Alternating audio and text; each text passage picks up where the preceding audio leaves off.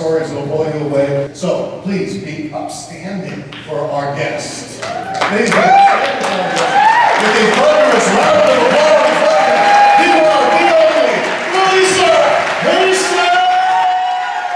I'm so excited to be here. This is such an honor to be on Christopher Howard's stage. I can't tell you how impressed I am with him and his work. I've been following him for 8 years. And so many of my friends have gone to his seminars, and they've told me so much about him, and I'm not sure I'm into that. And I was one of the people who were dragged to one of his seminars, and he transformed my life. I love him. We became friends. We've been doing the masterminds together, and he blows me away. So to be here to help you and to share what I do with you is such an honor. So I want to know, how many people in here believe in miracles? Great.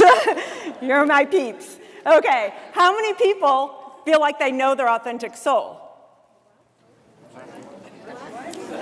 How many people know what an authentic soul is? Okay. How many people know what soulblazing is?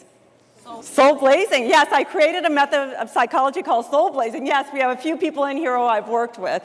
Great. So this is really fresh information for you. How many people know about your impostors that are lurking inside you? Oh, great. Great, great, great. Okay. So what I wanted to do for you today was I wanted to walk you through what really makes a fabulous life. How do you lay out a life that you love? How do you build a life where you're looking for miracles and they happen to you and they just fall onto your life? When you live a life where you're looking for something, where you know what you want, and you could see where your destiny is leading, but you're not sure how to get there, there's a simple game plan that I want to share with you. First of all, it's choices. How many people in here make the right choice every day? Okay. How many people set an intention and it doesn't come to fruition? Okay, now why do you think that is? Anybody? What was that? No clarity. Somebody else? Lack of discipline. Yes, yes. And why do you think that is? Because you don't authentically know who you are. And why is that?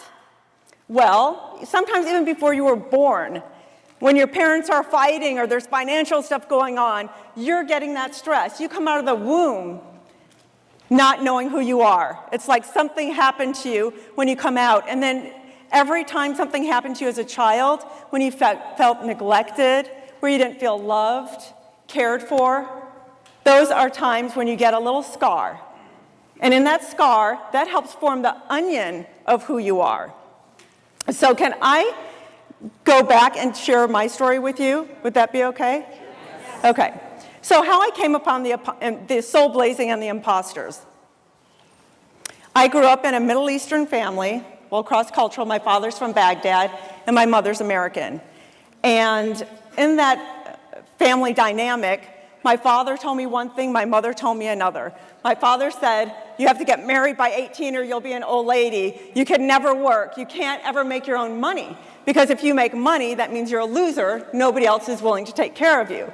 And my mother always said, whatever you do, never get married. Men are nightmares. Don't put up with them. Become a doctor, a lawyer, whatever it takes. Be your own woman. So all these things, my dad said, never have sex before you get married. My mom said, for sure have sex before you get married. So it was like, what do I do? I don't know. So these were always mixed messages. So it confused me. And my dad was very strict. I wasn't allowed to date, wasn't allowed to go out. So I'd have to sneak out of the window if I actually wanted to go someplace. And one day, I was making a cake at my girlfriend's house down the street, and I walked home, and it was 5 o'clock, and my dad is never home because he works 7 days a week till 11 o'clock, and he happened to be home. And I was wearing my little school uniform and all happy because I made this cake for my friend Teresa. And what happened? I walked through the door, and my dad's standing there, and he pulls a gun on me and points it at my heart and says, what are you doing? What kind of a girl are you? There's 5 of us. I'm one of 5. and he said, I'm sending you to an orphanage. That's it, you're a bad egg. And my mom's freaking out and screaming, and I'm like, no, I didn't do anything. I was just making a cake at Teresa's house. What are you talking about? And I ran to my room, started crying, and at that moment, my life shifted. And what I wanted to share with you today is to be a good leader, to run your own business, you have to know your stories. Because if you don't know your stories, you don't know who your authentic soul is. So that moment, that was, okay, who am I? I'm in this world by myself. Nobody's there for me. They may, your parents bring you in, they usher you, but who am I? What are my decisions? My father was Republican. He said, this is what you have to believe in. This is what you eat. I didn't even like fish or chicken. You have to eat, and I was forced to sit there and eat it because that's what Middle Easterners do. And don't be weird. So everything was about not being weird and be normal. Just fit in and just get married, and you're marrying this guy. So at that point, I started to rebel. I was this really good kid, but I started hitchhiking. How many people in this room have hitchhiked? Oh, wow. Okay, quite a few. But how many people in this room have gotten into cars only if they look like Hell's Angels? Okay, yeah, that limits it. If one of you guys came up, pulled up, I'd say, oh, I was just kidding. It had to be someone who was dangerous, someone who was life-threatening. And why did I do that? I wanted to punish my parents. I thought, if they hurt me, if I get raped or killed, my parents are going to have to suffer forever, and that'll show them. And if I don't, then it's a cool experience. Because my dad said, everyone's dangerous, so you're going to marry Saad. This is your husband, and he's the only good person. And he wasn't the best-looking guy. And he owned grocery stores, and he was, whatever. So not my type. Let's just say, really nice guy for someone else, yeah. Najiba loves him today. They've been married for 25 years, so it's all good, right? So, there I was, and I just started going to car after car, hitchhiking, and nobody would hurt me. And I'm going, my dad said, though, everyone's dangerous in this world. Why isn't anyone hurting me? So I took it a step deeper, until I met a Hell's Angel. When I was on the beach, I actually I hitchhiked to the beach, then I met a Hell's Angel there, and this guy was stalking me, and I asked him to protect me. And then when I saw this guy was known for having knuckles on his, brass knuckles, and he pounded someone to death, and nobody said anything because they feared this guy so much. So somehow I stumbled upon him, and I said, help me, because I had one person that was stalking me, and I never saw that person again. And I thought, okay, so maybe there is some danger, but watch it.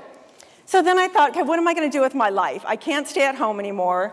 I graduated college, and my friend said, let's go to Europe. And of course, my dad said, you can't go to Europe. You're only 22. You can't, spend the night away from home until you're married. So I left a runaway note. I'm going to Europe with Karen. See you in a month. So I left. And on this trip, of course, day 4 of arriving, I get everything stolen because I had, I'm a moron, I'm naive, come rip me off. I had Louis Vuitton bags and diamonds. So it's like, I had nothing in the bag. But, so everything was stolen, so I had to call my dad and have him wire money to me. And he did that begrudgingly. He said, you're not even supposed to be there, what are you doing? And I'm like, well, don't yell at me, I'm here. So he sent the money because he doesn't want me to get in trouble or meet all these bad people. And then it was really interesting because when I came home, he told everyone that he sent me on a history trip, with my class. And he was so proud of me. This is the one that really takes education seriously and everything he was against. Always pretend you're stupid, because if you're smart, no man will love you.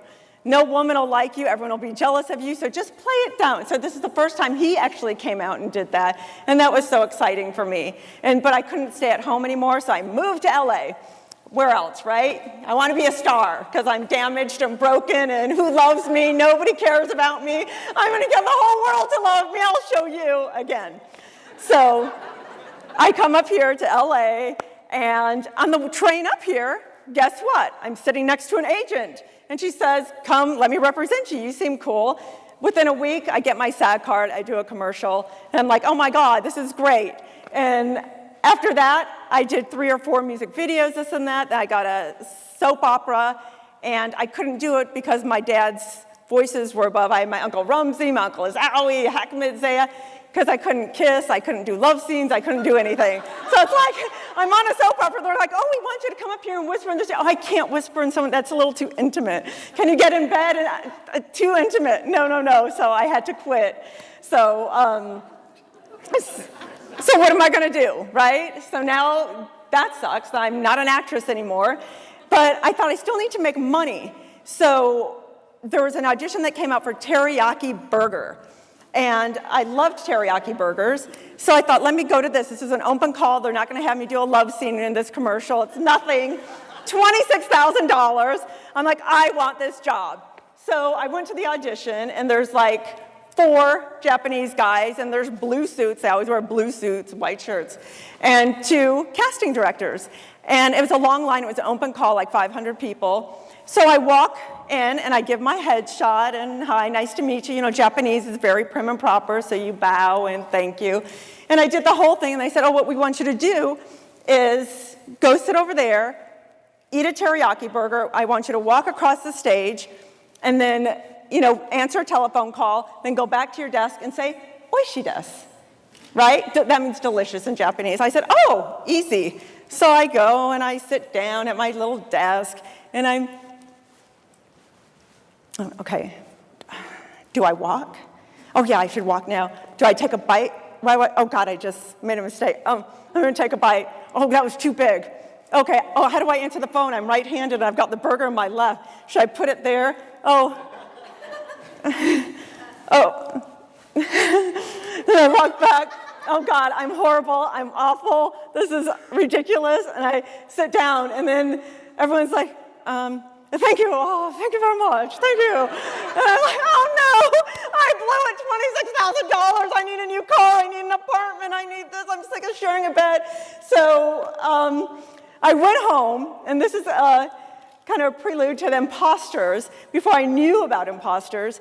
So I go home and I beat myself up. You know, this voice is saying, you know, you blew it, you're so stupid, you're not good enough. And this one's saying, I did the best I can, it's not my fault, my dad said this to me, and this person did that to me, and I didn't have the confidence of my mother only told me she loved me more if my father said this.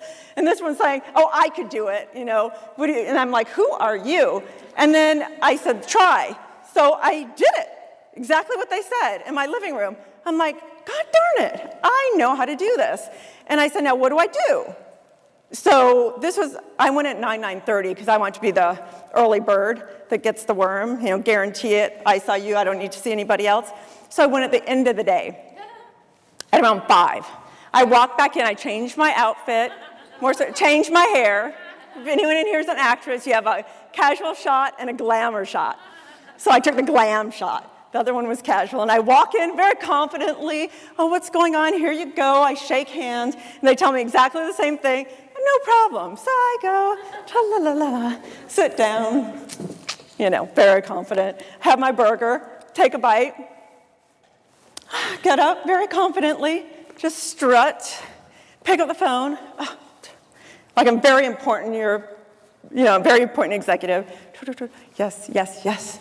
Hang up, get my burger, take one bite, sit down, and then I sit down, oishi desu. You know, I really savored it. So I go back, and they're like, oh my God, that was great. And they said, God, you look so familiar. I'm like, I know, I work all the time. You might have seen me on a soap opera. You know, they're like, really? Oh, good, I saw, good. And then the casting people are still going through the pictures and like, excuse me. I'm like, bye, trying to get out of there. Wait, what's that? This picture, isn't this you? You're Lisa Haisha? I'm like, no. They're like, what? I said, that's my twin sister. She can't act her way out of a paper bag. Don't tell me she was here. Like, she was here. I'm like, oh my God, please don't judge me based on her. She doesn't have money. She took my picture. She does it all the time. Humiliating. They're looking at me like, oh, well, you think it's a problem. I live with it every day. You have to deal with it on this one audition. So they're like, oh my God, you poor thing. I know. So,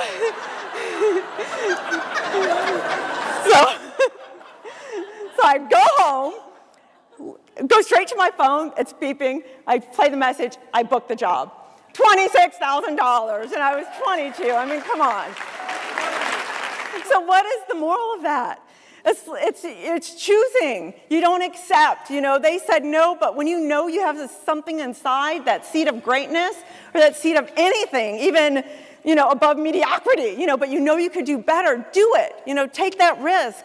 And that's when I thought, God, there's something with this. What are these voices in my head? What is this? And I started studying more, and it, you know, there's all these names for it. That's like a perfect example of like, I'll introduce the imposters to you, but like the narcissist and the wounded inner child battling the overthinker, freaking out and, you know, throwing his 2 cents in. And when you really start to understand the dynamic of this model, you'll get it because it works for anything.